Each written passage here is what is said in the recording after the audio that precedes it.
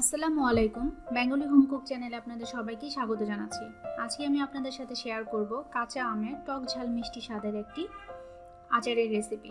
এটা খেতে অনেক মজার এবং বানানো খুব সোজা। চলুন দেখে নেওয়া যাক কিভাবে বানাচ্ছি।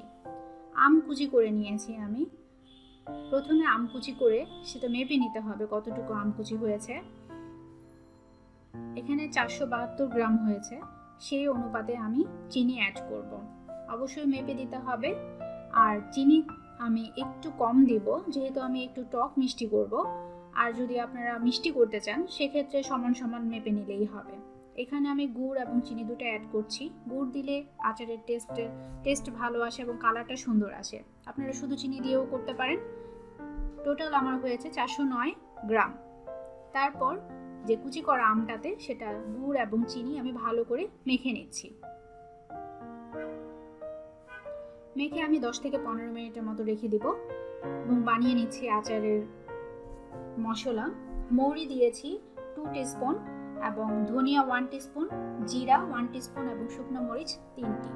এটা আমি হালকা একটু তেলে আধা ভাঙা করে নেব, খুব মিহি গুঁড়ো করব না। তারপর চলে যাচ্ছি চুলাতে। 1 টিস্পুনের মতো সরিষার তেল দিয়ে তেলটা যখন হালকা গরম হয়ে আসবে তখন আমি যে মেখে রেখেছিলাম কাঁচা আমের কুচিগুলো চিনি এবং গুড় দিয়ে সেটা দিয়ে দিচ্ছি।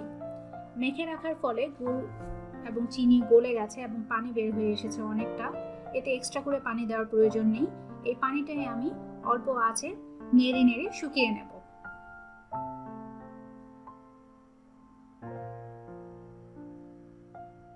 এই পর্যায়ে আমি অ্যাড করে নিচ্ছি বিট লবণ 1/2 টিস্পুন এবং স্বাদ মতো লবণ। বিট লবণটা অবশ্যই দেওয়ার চেষ্টা করবেন, এতে করে আচারের টেস্ট ভালো আসে। ভালো করে মিশিয়ে নিচ্ছি আমি।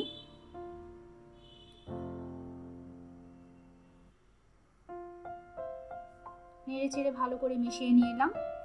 তারপর দিয়ে দিচ্ছি ভিনেগার 1 টেবিল স্পুন। ভিনেগার দেওয়াতে আচারটা অনেক দিন পর্যন্ত আপনারা সংরক্ষণ করে রেখে খেতে পারবেন। আর চাইলে আপনারা এক্সট্রা ফুড কালার ইউজ করতে পারেন। আমি কিন্তু কোনো কালার ইউজ করিনি। গুড় দেওয়াতে কালারটা কিন্তু সুন্দর এসেছে। তারপর যে আধা ভাঙা করে রেখেছিলাম মশলাটা সেটা দিয়ে দিচ্ছি 2 টেবিল স্পুনের মতো। দিয়ে আমি ভালো করে মিশিয়ে নেব। আস্তে আস্তে পানিটা শুকিয়ে এসেছে দেখতে পাচ্ছেন, এবং আমটাও সিদ্ধ হয়ে এসেছে। ভালো করে নেড়ে চেড়ে রান্না করে নেব। খেয়াল রাখতে হবে নিচে যেন লেগে না যায়। দেখতে পাচ্ছেন প্যান থেকে উঠে উঠে আসছে। আরো বেশ কিছুটা সময় আমি এটা নেড়ে শুকিয়ে নেব। অনেকটা শুকিয়ে এসেছে। এই পর্যায়ে আমি 1/2 টিস্পুনের মতো 5 ফোড়ন গুঁড়ো করে দিয়ে দিচ্ছি। এটাও ভালো করে মিশিয়ে নেব। অনেকটা পানি টেনে এসেছে এবং আচারটা অনেকটা ঘন হয়ে এসেছে।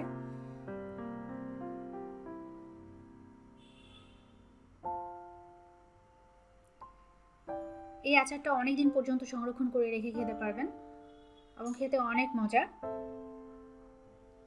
ঠান্ডা করে নেব আমি। ঠান্ডা করার পর দেখুন কেমন কনসিস্টেন্সি এসেছে, একদম আঠালো হয়ে গেছে।